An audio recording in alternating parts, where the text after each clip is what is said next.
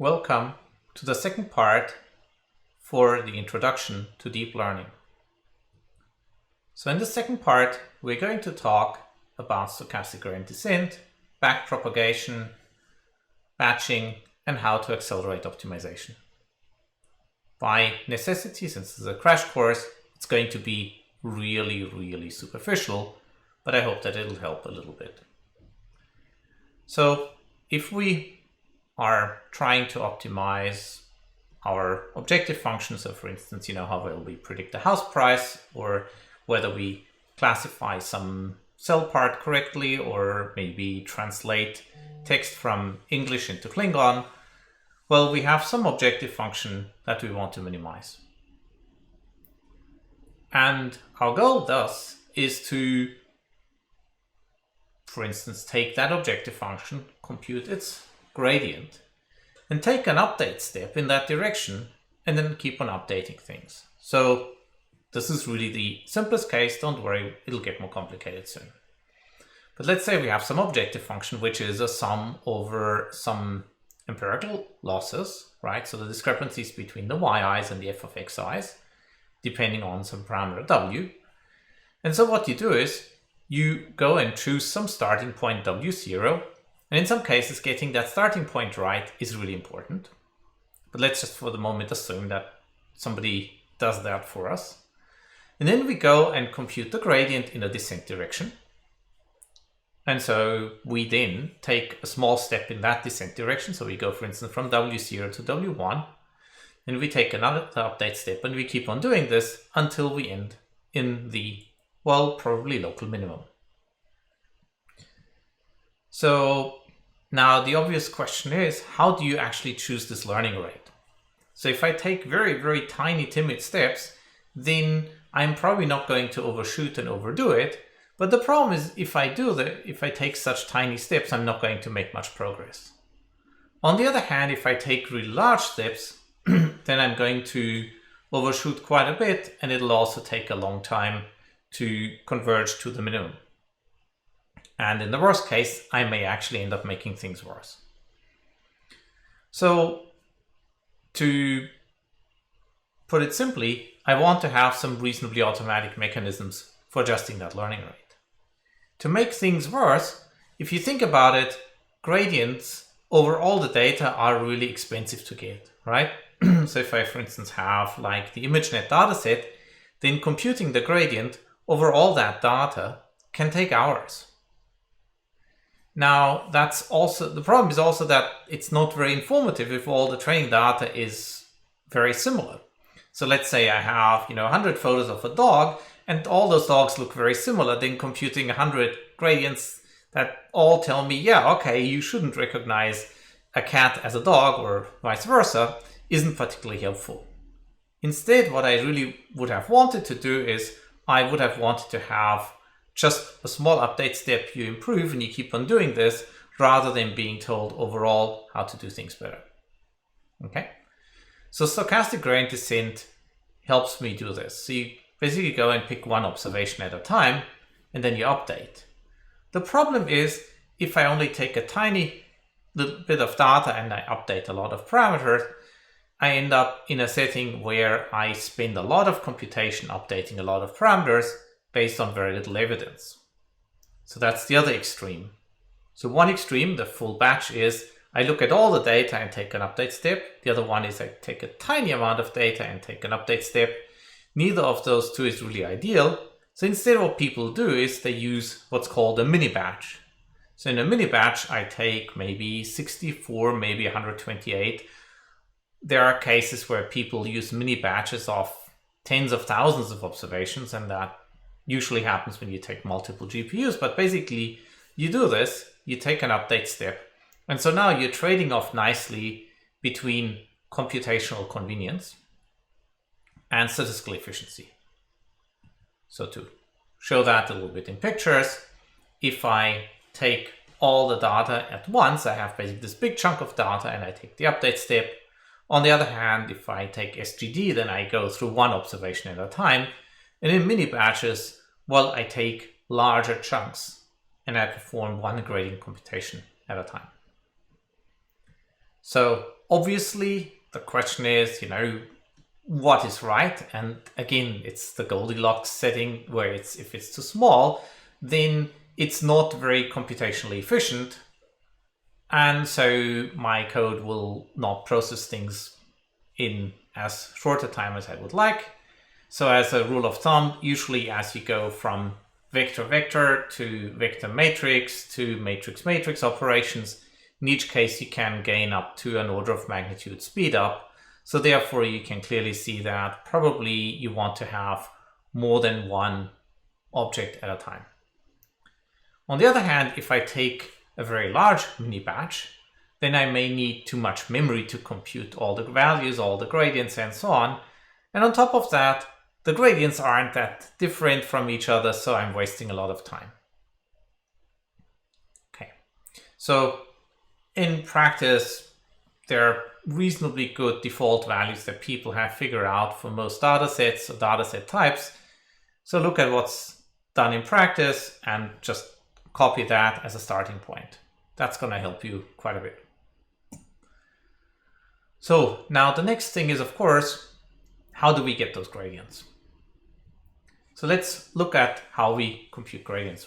Well, if we have many models and people are very creative in coming up with new deep learning models, so they have many layers, and let's say we all attended NIPS, and then maybe somebody came up with an idea for another model, then people use it. So you basically get many loss functions and you get many heuristics that go with it. So if you need to compute gradients, once upon a time, this used to be done by invoking the PhD student operator. In other words, you would tell your PhD student, hey, okay, well, you probably need 3-4 papers for your thesis. So, okay, this is going to be one project. Go forth and work out the gradients. And they would go and work out the gradients and implement them. And then you'd write 2 or 3 papers on that. And then you move to the next model and so on. And that's not an efficient strategy. Instead of that, we can use computers. That's much more humane. And so we can have the PhD students focus on the science work as opposed to computing gradients. Now, there are essentially 2 ways how to do this. One is by using what's called a compute graph. And I'm just mentioning this because sometimes people will compare those 2 different things with each other, and at least this way you know what they're talking about. So in a compute graph setting, you basically write out the entire objective function as you would, and you say, well, this objective function is what I want you to compute the gradients of. And TensorFlow does that by default. Also, MXNet Symbolic or Caffe would all be examples where this happens. Now compare that with on-the-fly operations like TensorFlow Eager or MXNet Gluon or in PyTorch, where you basically go and write a bit of code and then you say, well, okay, I did all those operations, now give me the gradients for what I did. This is a much more natural way, but it also makes it a little bit harder for the frameworks to figure out, oh my God, what happened? And it also makes it harder to do ex post optimizations where after the fact you would like to figure out, well, how you could have done things more efficiently, right? And so this trade-off between computational convenience and usability is something where right now there's still a lot of work going on in order to push this forward. Okay. Now, after this abstract stuff, let's actually look at specifics. So let's say we have derivatives. If I have a scalar function and I take a derivative with regard to a scalar, well, so dy dx, then, well, I get a scalar. Well, that's high school calculus. Now what I can do is I can also take a vector and take its derivative with regard to a scalar. Okay, in which case I get a vector. Or I can take a scalar and take the derivatives with regard to a vector, and I also get a vector, just the transpose. Now if I take the derivative of a vector with regard to a vector, then I get what's called a Jacobian, and this is a matrix. Okay, so far so good. Now let's see whether we can push this further. Well, we can go and add matrices to the mix, and now if I have a matrix as parameters, then the scalar relative to the matrix gives me a matrix. The vector with regard to the matrix gives me a tensor of third rank. And if I take the derivative of one matrix relative to another matrix, well, I get a tensor of fourth rank. Okay. Now that should also tell you that usually you would do that last thing only if the dimensions of that tensor are very small, because otherwise you use up a lot of memory. Okay. But the good thing is your deep learning framework of your choice will do all of this automatically for you, and it will not make mistakes, unlike humans. Now, let's just nonetheless go through a few basic pieces of calculus, namely the sum rule, right? So the derivative of f plus g is the derivative of f plus the derivative of g. So I can decompose this nicely. If I have a product, then, well, it's the derivative of the first term times the second plus the first term times the derivative of the second. And of course, most importantly, the chain rule, if I have f of g of x, then dx of that term is basically dg of f applied to g, and then dx of g.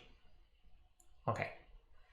So what this means in practice is that I can work out in the forward and the backwards term, really the derivatives individually as we go along. Now, there is one key point though when it comes to evaluating the chain rule, right? And the key point is that since I have this product of, matrices or tensors of higher order, and let's just say I have a simple chain, then I can evaluate it from the left or I can evaluate it from the right. And depending on whether I evaluate it from the left or from the right, I get backwards or forwards differentiation. So basically in one case, I go and multiply the last term with the next previous term with the previous term, and I keep on going this way. The other case, I multiply from the bottom up. And it turns out that backprop is computationally more interesting in most cases. And that's why, well, usually in deep networks, you use backprop. So this sounds all very abstract. Let's actually work our way through details. Let's say I have an objective like y minus x times w. Okay. And if I want to take the derivative of that, I first need to decompose this.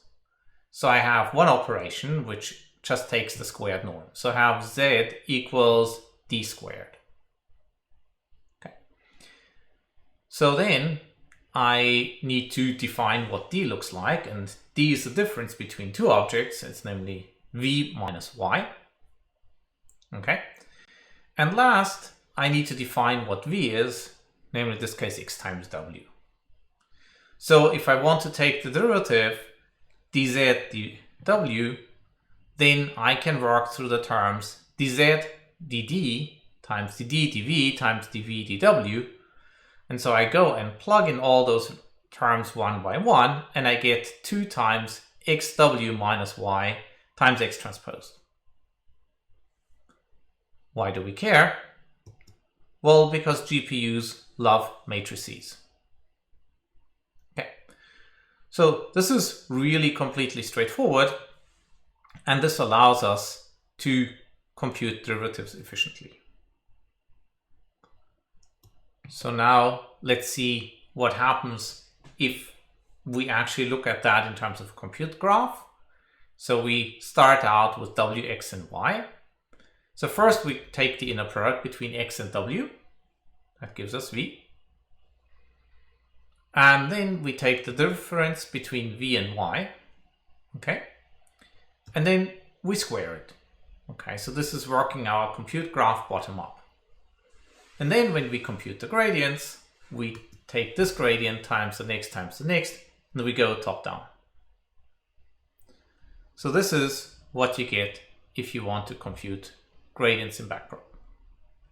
Okay. The last thing that we need to talk about is acceleration. And in this case, it's really how do we accelerate stochastic or just gradient descent. So imagine you're in a long, narrow canyon, let's say like Grand Canyon, right? And you want to find, the lowest point in the canyon. It's very obvious that you shouldn't be up on the ridges on the left and the right, but if the valley in the canyon is super flat, then, well, there isn't really much you can do. And so you will just end up making tiny, tiny, tiny steps because your gradients aren't very useful. Instead, what you would really want to do is you would like to zoom in through that minimum in that canyon, right? Until you get to the global minimum, or at least local minimum. So the thing is, depending on the step size, you will end up bouncing off the edges a lot, or you'll just take tiny steps, and neither of which is correct. And if you look at it and zoom out, well, you quite immediately realize, well, you should really just be moving in the direction of the green arrow and be done with it.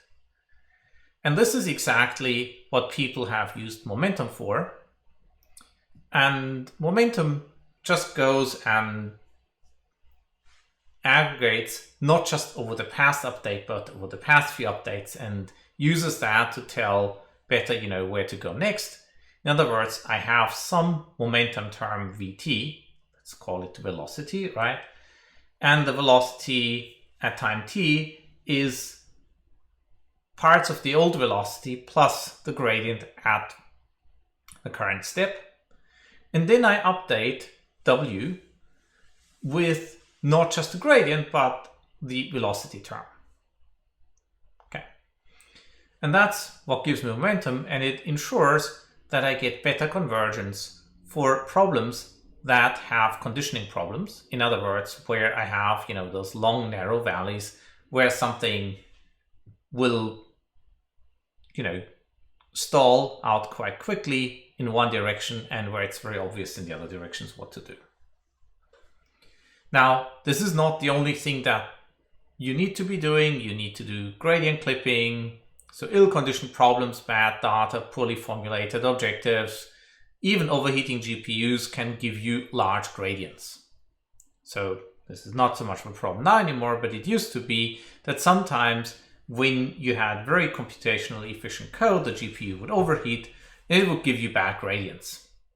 And so then you had to ensure that those occasional back gradients wouldn't foul up convergence. So what you do is you simply clip that magnitude of the gradient. But it also makes it more robust if you don't have overheating GPUs. The other thing is you probably don't want to set all the parameters initially to 0. And there are a number of clever initializations. So for instance, there's the Xavier initialization, like Xavier Gilroy is the guy who came up with this. And essentially, it's reasoning that you want to have gradients which are of a given bounded order of magnitude, but not something that scales crazily with a number of input or output dimensions. Now, that helps. There are a couple of other things like AdaGrad and Adam, and they essentially ensure that you automatically scale the learning rate, that you automatically scale the gradients in the various directions. So this is essentially diagonal preconditioning. I'm greatly simplifying things here, but for all intents and purposes, that's all that's needed, because in practice, just go and use the framework defaults. I'm mainly telling you this such that at least you get some idea of what those various things mean, and such that if things go south, you have a little bit of an idea of how to debug things. So by and large, what you get is that in Minibatch SGD, you update your parameters W in the direction of the negative gradient. You take small batches at a time for computational efficiency. You use AutoGrad to get the derivatives, and you let the built-in optimizers really take care of things. Ditto for initialization. Okay, so again, this is really just, the tip of the iceberg, and there's, over half a dozen chapters in the D12 book that will get you a little bit more details, so you can go and dive into this and learn a lot more about how to do optimization. So by all means, read this, and maybe at some point there'll be a more detailed course, maybe one video per chapter. Okay, thanks.